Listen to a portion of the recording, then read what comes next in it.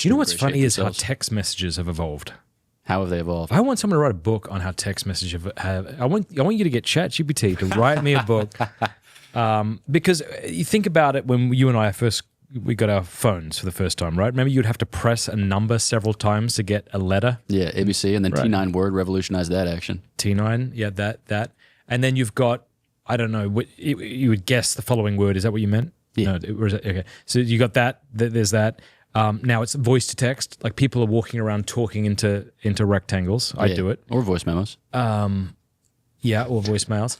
Then you have the unread little evil sign that shows up. Right. So you feel a sort of anxiety to reply. Yes. There's that. Yes. But now what I've noticed... I like how people use that in different ways. Yeah, I've turned it off so people don't know when I've read Well, some people turn on read receipts so that way they can know the first 7 words and have a basic idea as to where your text message is going. And then because it hasn't told you that they have read it, then they're communicating to you that they haven't read it, and so there's no expectation that they should respond. That I didn't know that. It's a little reverse Uno like that's card. Wild. Oh yeah, totally. I love that. Mind games. But here's what they've started to do now. The latest update on Apple, it summarizes the text through AI without even opening the text. I'm looking at the summary of the text from ChatGPT. Wow, that's pretty wild, dude. Summarizing your friends. Yeah. Somebody asked Flannery O'Connor to like summarize one of her stories. Yeah. Or like somebody asked her what the point of one of her stories is. She said, "The story's the point." Mm. Like that's the point. If I could have written it shorter or better, I would have. Be sure to download Truthly. Truthly is like ChatGPT went to OCIA, got baptized, and now is on a mission to evangelize the world. Check it out, truthly.ai. I mean, it's not quite poetry, but short stories are hyper-condensed human communication. Yeah. So if we're in the habit of summarizing things, just trying to get the point out of things, then we're doing something different. Yeah. You know, because like, you know, whether poetry, short stories, or just text messages, the point is the person. The point is the communion. I mean, that ought ultimately to be the point. Now, there are some people who leave super long voicemails, and I get the transcription. Cheers. I used to just delete my mother's voicemails because typically she'd leave like 1 8-minute voicemail asking me about where this thing was in the house. And then, you know, like 7 hours later, she'd leave me another 8-minute voicemail, the purport of which was, I found it. You know, so it's like you just pair them. Just delete them in pairs, you know? It's okay. Everything's great. Emojis as well. I mean, that's another...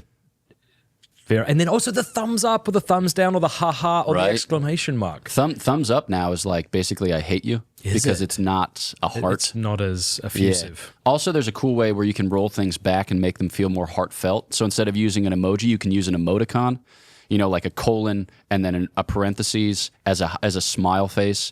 The sideways guy, rather than the emoji thereof. Because I like that a lot more. This is oldie-timey smile. Yeah. Yeah, and people love an oldie-timey smile. Yeah, exactly. Yeah, but that's pretty wild, hey? Yeah. Like and then GIFs. I mean, Christopher West, whenever I text him, he texts me back some hilarious GIF that he thinks is hilarious, and I don't understand it. Yeah, but, I mean, like even all the What a wild way to communicate. It is a wild way to communicate. I also think that what it affirms for me, it's like living in New York City. You only go like 10 blocks north and 10 blocks south. You learn your neighborhood and you basically never leave it.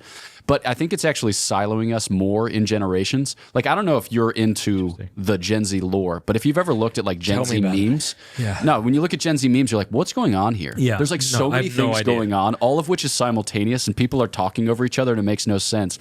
But Gen Z is like, let's go, baby. Josiah, remember the good old Josiah, who I love? He would share these things with me, and I just wouldn't understand them. Yeah, it doesn't compute. And I had no desire to. Yeah, it's like I'm too much of a linear thinker. That might sound antiquated and dinosauric, but nevertheless, I am. To Gen Z, there's just them and boomers, though. So that's the delineating. I think Gen Z kind of hates millennials. Not every Gen Z hates every millennial, but like, for instance, just the beginning of a live stream, for instance, Gen Z is really into the chill stream in the sense that like you just pushed record while eating a ham sandwich and like rocking your 1-year-old daughter to sleep in a bouncer with your foot. Gen Z's like real into that because it's genuine. There you go. Whereas millennials are like, hi, action news. You know, it's like they like something that's more buttoned up because it shows I took the time to care about the thing to deliver you a good product.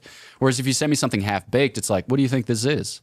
You think this is what is this? But do you think you could get to a point where you would enjoy the more genuine thing that the Gen Z liked, the rocking the kid to sleep with your foot thing? I think I'd find it harder because millennials are often in the workplace Isn't it with wild X. that we're having this conversation? Isn't it even wilder that anyone is watching? What the hell are we talking about? Yeah, exactly. All 7 views. It is wild. This, like, someone posted to my locals account the other day, me making a rosary and something like gentle talk. And it was just them talking while they were making. And I loved it. I thought it was so cool. Dude, ASMR. Can I be honest with you? I like it.